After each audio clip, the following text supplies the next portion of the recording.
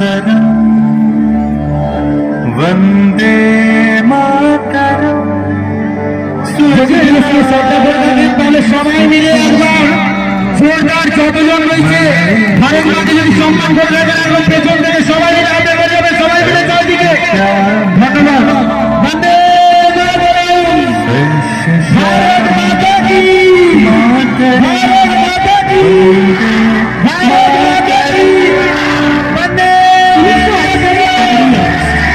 বন্দে বন্দে মাতরম বলার দোষে যে বালককে বেত মারার হুকুম দিলেন ব্রিটিশ সরকার, তারই পক্ষে দাঁড়িয়ে ক্ষুদিরাম বসু ও প্রফুল্ল চাকি সাহেবের ফিটন গাড়ি লক্ষ্য করে বোমা চালালেন মুজফ্ফরপুরে। সাহেব নিহত হলেন না, তবু নাবালক ক্ষুদিরামকে ফাঁসির হুকুম দেওয়া হলো। জননী গুণ তুলে পক্ষে শান্তনু বাস দেহ তুলে চোখে কাঁদিছে তব চরণ পদে ৩০ কোটি নরনারী।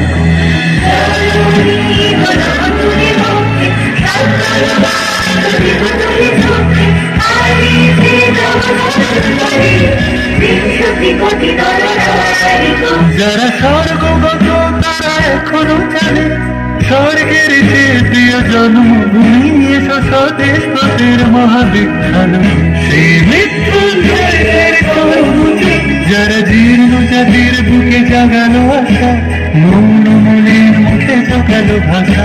আজি রক্ত কমলে গাথা, আজি রক্ত কমলে গাথা মারল খালি বিজয় লক্ষ্মী দেবতাদের কালে। লেখা আছে অশ্রু জলে। 9 সেপ্টেম্বর 1915 ইংরেজদের সঙ্গে সম্মুখ সমরের স্বাধীনতা ছিনিয়ে নিতে অস্ত্র আনার পরিকল্পনা করেন যতীন্দ্রনাথ মুখোপাধ্যায়। বালেশ্বরী সঙ্গীদের নিয়ে জাহাজ থেকে সেই অস্ত্র নামাতে গেলে ইংরেজ বাহিনী তাদের ঘিরে ফেলে। বুড়িবালামের তীরে লড়াই বাঁধে বিরাট ইংরেজ বাহিনী বনাম বাঘা যতীন ও তার 4 সতীর্থদের। এককালে শুধু ভোজালি হাতে যিনি বাঘ মেরেছিলেন, সেই বীর সেদিন লুটিয়ে পড়লেন। আমি হাসি হাসি দেখবে ভারতবাসী, ও মা হাসি হাসি পড়ব ফাঁসি দেখবে ভারতবাসী। একবার বিদায় দিন মা ঘুরে আসি।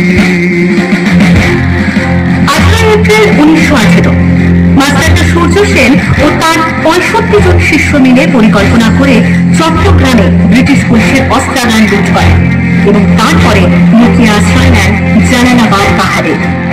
4 দিন পর ব্রিটিশ বাহিনী খুঁজে বার করে মাস্টারদা ও তার সঙ্গীদের। সেদিনের অস্তমিত সূর্য ছিল সূর্য সেনের রক্তে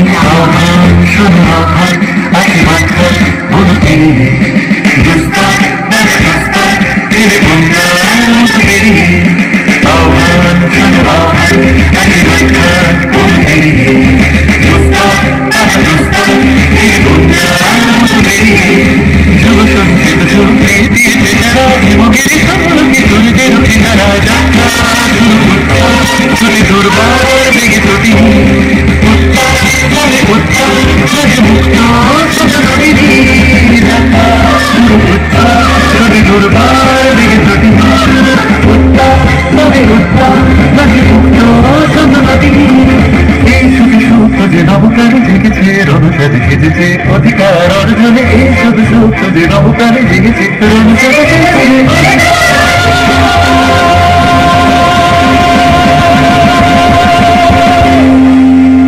8 ডিসেম্বর 1930 বিনয় বসু, বাদল গুপ্ত, দীনেশ গুপ্ত সাহেবী পোশাকে ট্যাক্সি থেকে এসে নামলেন রাইটার্স বিল্ডিং এর সামনে।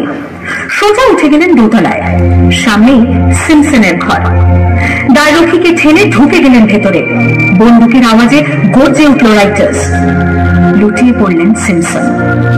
এরপর রাইটার্স বিল্ডিং এর অনিন্দ বারবার গর্জে উঠল বিপ্লবীদের গুলির শব্দে। তারপর টেগার্ড সাহেব তার বাহিনী নিয়ে ঘিরে ফেললেন বিনয়, বাদল, দীনেশকে।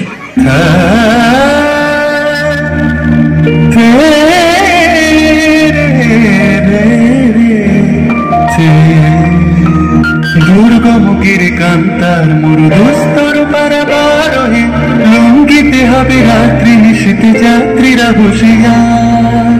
24শে সেপ্টেম্বর 1932 মাস্টারদা সূর্য সেনের মন্ত্রে দীক্ষিত প্রীতিলতা ওয়াডেদার 15 জন সশস্ত্র বিপ্লবীকে নিয়ে পাহাড়তলির ইউরোপিয়ান ক্লাব আক্রমণ করে আগুন ধরিয়ে দিলেন।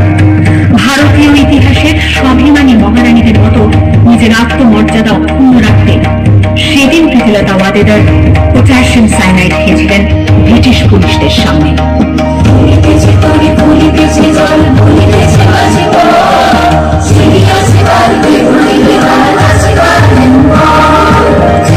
জমান হওয়া আঁকেছে ভবিষ্যৎ, এ তুফান ভারী দিতে হবে, পারি নিতে হবে তোরি পা। দুর্গমুখী আন্তার মোর দুস্তর পারাবারোহে লুঙ্গিতে হবে রাত্রি নিশীতে যাত্রীরা হুঁশিয়ার। 29শে সেপ্টেম্বর 1942 তমলুকের মাটিতে কয়েক হাজার ভারতীয়কে নিয়ে যিনি পুলিশ স্টেশন ঘেরাও করার লক্ষ্যে হেঁটেছিলেন, সেই 70 মাদকিনী হাজরা পুলিশের নির্মম গুলিচালনা ও লাঠিচার্জ সত্ত্বেও তার হাতের পতাকাটি মাটিতে লুটোতে দেননি। আর ঠিক তার পরের বছর 1943-এর 30শে ডিসেম্বর জাপান সরকারের অধীনে থাকা আন্দামান দ্বীপ সেদিন হস্তান্তর করা হলো ইন্ডিয়ান ন্যাশনাল আর্মিকে। পোর্ট ব্লেয়ারের মাঝে তিরঙ্গা পতাকা তুললেন সুভাষচন্দ্র। এটাই স্বাধীন ভারতের মাটিতে প্রথম তেরঙ্গা ঝান্ডা। আইএনএর commander in chief Subhash Chandra Bose হলেন ভারত, যাকে স্বীকৃতি দিয়েছিল 18টি দেশ।